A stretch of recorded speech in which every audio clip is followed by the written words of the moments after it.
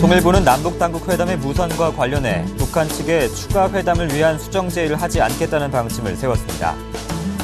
현호석 경제부총리 겸 기획재정부 장관이 외국인 투자 유치 확대를 위해 투자유치청 설치를 검토하겠다는 의사를 밝혔습니다. 금융당국이 최근 삼성전자의 주가 폭락 사태와 관련해 집중 감시에 들어갔습니다. 우리 기업 중 절반은 정치권의 경제민주화 법안 논의가 도를 넘어섰다고 느끼는 것으로 나타났습니다. 시청자 여러분 안녕하십니까? 센 경제 현장의 황동석입니다. 수요일 코스피 지수는 외국인의 매도세에 1900선까지 밀려났습니다. 자세한 소식을 고병기 기자 연결해 보겠습니다. 안녕하십니까? 안녕하세요. 네, 자세한 마감 시황 전달해 주시죠. 네, 코스피 지수가 전날 대비 10.77포인트나 하락한 1909.91포인트의 장을 마감했습니다.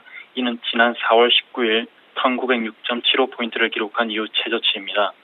이날 일본은행의 추가 부양책 부재로 미국 뉴욕 증시가 하락 마감했다는 소식이 전해지면서 당 초반 약세로 출발한 코스피 지수는 장중 한때에는 삼성전자의 반등 시도와 개인과 기관의 매수세로 강보합을 기록하기도 했습니다.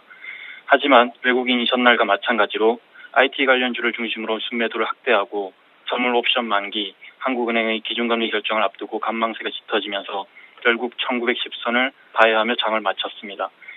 이날 개인은 1,872억 원, 기관은 2,002억 원어치를 순매수했습니다. 하지만 외국인이 4,037억 원어치를 내다 팔면서 지수를 끌어내렸습니다. 외국인들은 4일 연속 순매도를 이어가고 있습니다. 프로그램 매매는 306억 원 매수 우위를 보였습니다.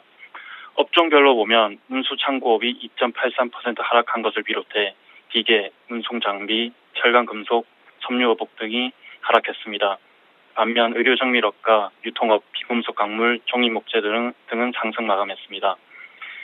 시가총액 상위 종목들도 대부분 하락세를 기록했습니다. 삼성전자가 외국인의 매도 공세에 전일 대비 4,000원이나 떨어진 138만 5천원으로 장을 마감해 5거래일 연속 낙세를 이어갔습니다. 삼성전자의 주가는 연중 최저치를 기록하고 있습니다. 현대차와 현대모비스, 기아차 등 현대차 3인방도 1% 넘게 하락했으며 SK하이닉스, SK텔레콤, 현대중공업, NHN 등도 내림세를 기록했습니다. 특히 남북당국회담 무산 소식에 전일까지 4월간 급등했던 현대상선의 경우 가격 제한폭까지 내려앉았습니다. 반면 금호전공은 우리 금융이 인수될 것이란 기대감에 가격 제한폭까지 오르기도 했습니다. 이날 코스닥 지수 역시 0.30% 하락한 546.20포인트의 장을 마쳤습니다. 네, 삼성전자의 추락이 심상치 않아 보입니다. 어떻게 전망되고 있습니까? 네, 이날도 삼성전자의 주가는 하락했습니다. 하지만 하락폭은 0.29%로 전날의 2.53%에 비해 줄어들었습니다. JP모건이 지난 7일 삼성전자에 대한 실적 우려를 제기한 이후 처음으로 프로그램 매매는 512억 원 순매수를 기록했습니다. 외국인들도 이날 2,527억 원어치를 순매도했지만 전날에 비해서는 줄어들었습니다. 또 개인은 1,558억 원, 기관은 914억 원어치를 사들였습니다. 업계에서는 삼성전자 측에서 국내외 기관 투자가들 대상으로 긴급 설명회를 개최하는 등 적극적인 해명에 나선 덕분으로 분석하고 있습니다. 삼성전자는 기관 투자가들에게 지난 1사분기 실적이 지나치게 높아서 시장의 기대치가 올라갔지만 향후 실적 전망에 대해서는 우려할 만한 수준이 아니라며 적극적인 해명에 나섰습니다. 전문가들은 이 같은 삼성전자의 해명에 대해 긍정적으로 평가하고 있습니다. 또 향후 삼성전자 실적 논란이 일단락되고 지나치게 높았던 눈높이도 재조정돼 주가가 제자리를 찾을 것이라고 보고 있습니다. 예.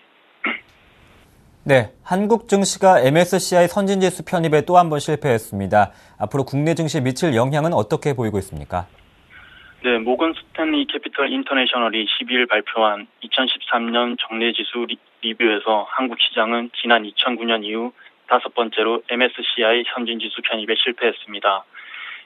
MSCI 지수를 작성하는 MSCI 바라사는 이날 보고서에서 한국 시장에 대해 경제 발전, 시장 규모, 유동성, 시장 운영 등에 있어서는 이미 선진시장 수준에 부합한다고 평가를 내렸습니다. 다만 그동안 지속적으로 지적되어 온 해외 투자가들에 대한 비우호적인 투자 환경에 대해서는 국제적인 해결책이나 새로운 진전이 없다고 지적했습니다. 다만 이번 결정이 국내 시장에 미치는 영향은 크지 않을 것으로 예상됩니다. 전문가들은 이번 MSCI 선진지수 편입 실패가 이미 예상된 결과라고 말했습니다. 또 MSCI를 제외한 다른 지수에서는 이미 선진지수에 속해 있고 외국인들도 한국 시장을 선진시장으로 인식하고 있다고 지적했습니다. 이날 한국거래소 관계자는 이와 관련해서 이번에 지적된 내용들은 정부 정책과 관련된 내용들이기 때문에 MSCI 선진지수 편입만을 위해 정책 방향을 바꿀 수는 없다면서도 앞으로 해외 투자자들의 시장 접근성을 높이기 위해 노력하겠다고 밝혔습니다. 네, 증시 관련 소식 고병기 기자였습니다. 고맙습니다. 예, 감사합니다.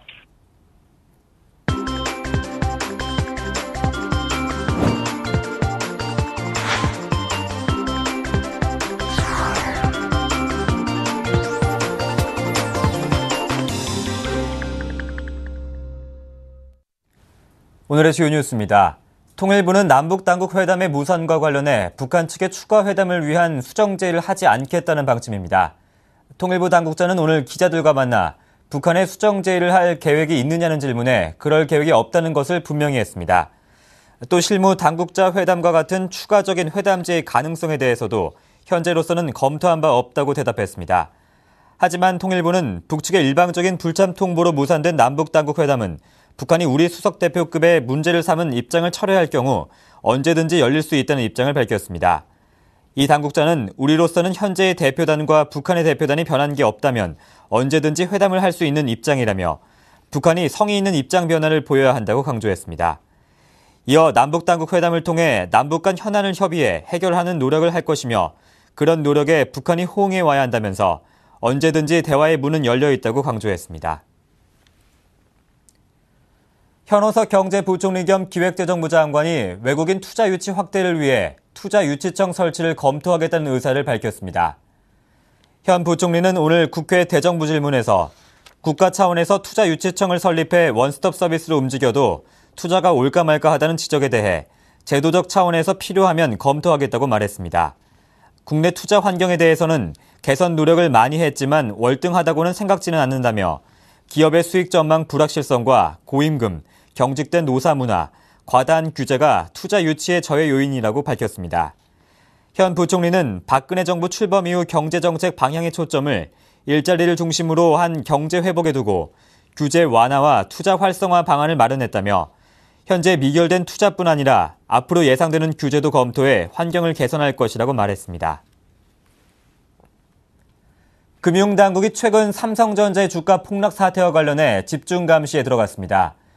외국계 증권사 보고서의 발표 이후 외국인 매도세가 거세지자 작전 가능성이 제기됐기 때문입니다. 이는 외국인 매도 패턴에 의심스러운 부분이 있는지 살펴본다는 계획입니다. 한국거래소 관계자는 삼성전자와 관련된 거래를 평상시와 다른 방향으로 집중적으로 감시하고 있다며 관련 거래 내용을 살펴볼 계획이라고 말했습니다.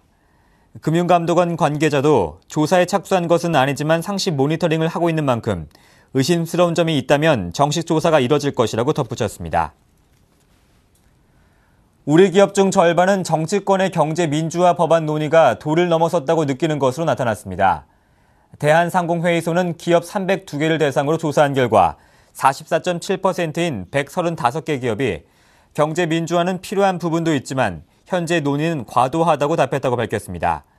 특히 경제 민주화는 기업 활동을 위축시키므로 논의를 재고해야 한다고 답한 기업이 27.2%를 차지했으며 경제에 도움이 되므로 계속 추진해야 된다는 기업은 28.1%에 불과했습니다. 경제 민주화 입법이 기업에 미치는 부정적 영향으로는 투자와 일자리 위축이 35.4%, 기업 경쟁력 저하 30.5% 등이 꼽혔습니다. 설문에 참여한 기업 가운데 53.6%는 대기업 규제 위주의 경제 민주화 정책이 중소기업에도 피해를 입힌다는 생각을 하는 것으로 조사됐습니다. 한국 증시의 MSCI 선진지수 편입이 또다시 무산됐습니다. MSCI 지수를 작성하는 MSCI 바라사는 오늘 한국 증시를 MSCI 선진지수에 편입하지 않고 신흥지수로 유지한다고 공식 발표했습니다. 한국 증시의 MSCI 선진지수 편입 도전은 이번이 5번째입니다. 다우존스 지수와 S&P 지수 등의 선진지수에는 모두 편입되어 있지만 MSCI의 선진지수 편입에는 번번이 실패하고 있습니다. MSCI 바라사는 한국은 경제발전이나 시장 규모, 유동성 등 MSCI 시장 분류 틀에 따른 선진국 시장의 기준 대부분을 충족하고 있다며 하지만 국제기관 투자자에게 매우 중요한 이슈와 관련해 구체적인 해결책이나 의미 있는 진전은 없다고 지적했습니다. 테마주 업체가 될 수 있는 회사들을 인수한 뒤 허위 공시와 보도자료를 유포해 주가를 띄워 100억 원대의 부당이득을 챙긴 일당이 적발됐습니다. 증권범죄합동수사단은 코스닥 상장기업인 소프트웨어 개발업체 GI바이오의 최대 주주 강모 씨와 전현직 임원 임모 씨 등 3명을 자본시장과 금융투자업에 관한 법률 위반 혐의로 구속 기소했습니다.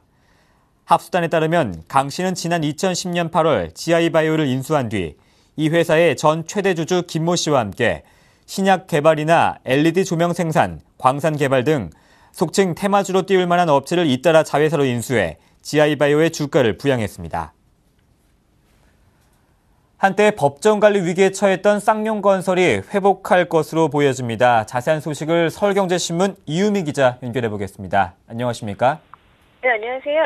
네, 그동안 쌍용건설의 추가 지원을 꺼려했던 채권단의 입장이 변화된 이유가 궁금한데 자세한 내용 전해주시죠.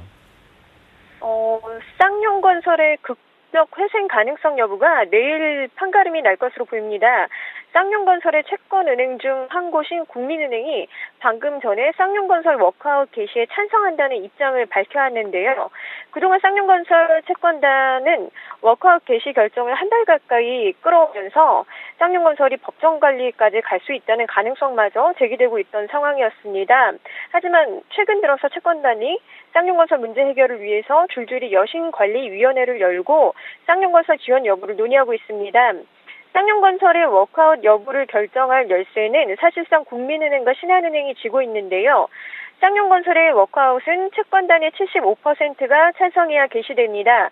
이미 찬성하겠다는 동의서를 제출했거나 조건부 찬성 의사를 밝힌 채권단의 지분을 모두 합산해도 60%가 되지 않습니다. 이 때문에 의결권의 20%가량을 보유하고 있는 국민과 신한은행 둘 중 어느 한 곳이라도 찬성하지 않으면 쌍용건설의 워크아웃은 부결되는데요. 이 중에 국민은행이 쌍용건설 지원을 최종 결정하면서 신한은행도 쌍용건설 워크아웃에 찬성할 가능성이 크다고 보여집니다. 신한은행은 내일 여신관리위원회를 개최해서 최종 입장을 밝히겠다고 했습니다. 네, 이렇게 채권단들이 긍정적인 입장으로 변화를 했고 이렇게 입장을 바꾸게 된 태도 변화, 계기가 있습니까? 사실 채권단 사이에서는 쌍용건설을 지원해도 실익이 없다는 의견이 많았습니다. 이 때문에 일부 채권은행은 쌍용건설의 워크아웃 개시를 부결시키고 법정관리 절차를 밟아서 청산 쪽으로 가자는 의견도 있었는데요. 하지만 쌍용건설이 해외에서 수주했던 대형 프로젝트들이 줄줄이 무산될 위기에 놓이면서 채권단 사이에도 기류 변화가 생기기 시작했습니다. 특히 관치금융 논란에 휩싸이면서 쌍용건설 구조조정에서 살짝 손을 떼는 듯한 모습을 보였던 금융당국도 최근 쌍용건설 문제에 좀 적극적으로 개입하고 있는 모양새를 보이고 있습니다. 쌍용건설이 해외 건설 분야에서 독보적인 입지를 차지하고 있기 때문에 쌍용건설이 이대로 무너질 경우에 국내 건설 산업에 미치는 타격이 크다고 판단한 것으로 보여지는데요. 쌍용건설의 워크아웃 개시가 지연되면서 쌍용건설이 신규 자금을 조달하지 못하고 있습니다. 이 때문에 입찰을 통과하고도 낙찰 대상자에서 배제될 위기에 놓인 프로젝트가 무려 71억 달러 규모에 이르고 있습니다. 이에 따라서 금융당국도 그저께 주요 채권은행 부행장들을 소집해서 쌍용건설을 지원하라고 설득했습니다. 최수영 금융감독원장도 어제 기자들과 만난 자리에서 충분한 설득을 통해 쌍용건설 워크아웃 개시 합의를 만들어야 한다고 밝힌 바 있습니다. 네, 쌍용건설의 워크아웃이 내일적으로 극적으로 타결된다면 쌍용건설이 추진하고 있는 해외 수주 프로젝트 피해 규모도 최소화할 수 있겠습니까? 쌍용건설은 1분 1초가 급박하다고 말하고 있습니다. 어떤 면에서는 이미 시한을 넘겼습니다. 쌍용건설의 해외 수주가 줄줄이 무산될 위기에 처하자 우리은행은 사실상 마지막 데드라인으로 7일을 못 박은 적이 있는데요. 하지만 벌써 마지막 시한을 닷새나 넘긴 상태입니다. 이에 따라서 쌍용건설은 수주가 유력했던 2억 달러 규모의 싱가포르 복합건축 프로젝트가 이미 무산됐습니다. 그리고 중동의 한 국가에서 발주한 하나로 약 4조 5,180억 원 규모의 지하철 공사는 쌍용건설이 우선 협상 대상으로 선정이 돼놓고도 재무 개선 방안을 마련하지 못해서 본계약 체결에서 배제될 위기에 처해 있습니다. 특히 이 프로젝트의 경우 쌍용건설이 터키와 중동 등 3개의 업체와 함께 컨소시엄 형태로 참여한 사업이기 때문에 수주가 무산되면 쌍용건설이 그 컨소시엄 회원사들한테 수조 원대의 손해배상금을 지급해야 합니다. 네, 잘 들었습니다. 금융부 이유미 기자였습니다. 고맙습니다. 네.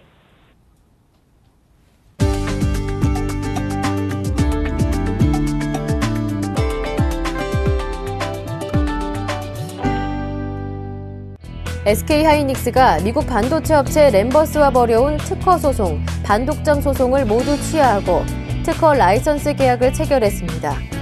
SK하이닉스는 5년 동안 해당 기술의 사용 권리를 갖게 되며 분기당 $1,200만 달러를 지불합니다. SK하이닉스와 램버스의 소송은 2000년 미국에서 시작됐으며 이후 독일, 프랑스, 영국 등으로 확산됐습니다.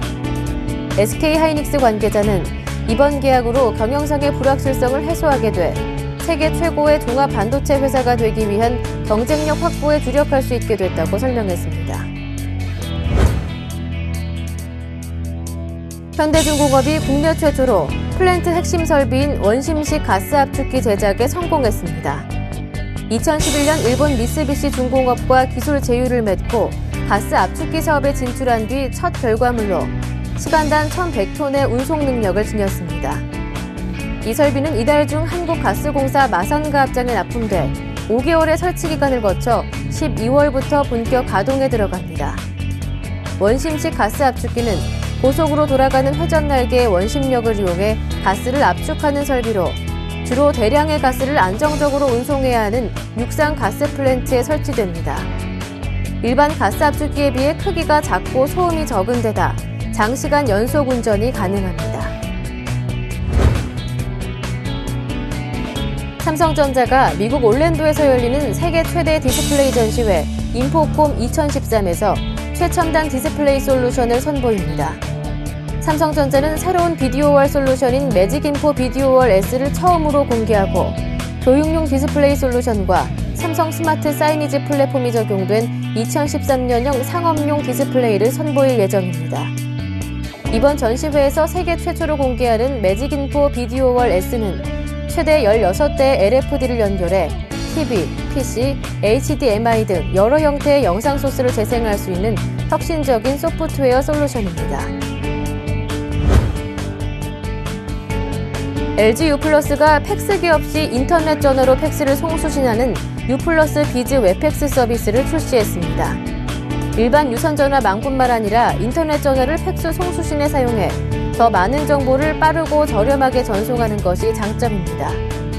U+ 비즈 웹팩스는 기존 서비스보다 7배 많은 정보를 전송할 수 있으며 복잡한 절차 없이 회선을 증설할 수 있습니다. 이용 요금도 기존 서비스보다 30%가량 저렴합니다. 6월 12일 센 경제 현장이었습니다. 고맙습니다.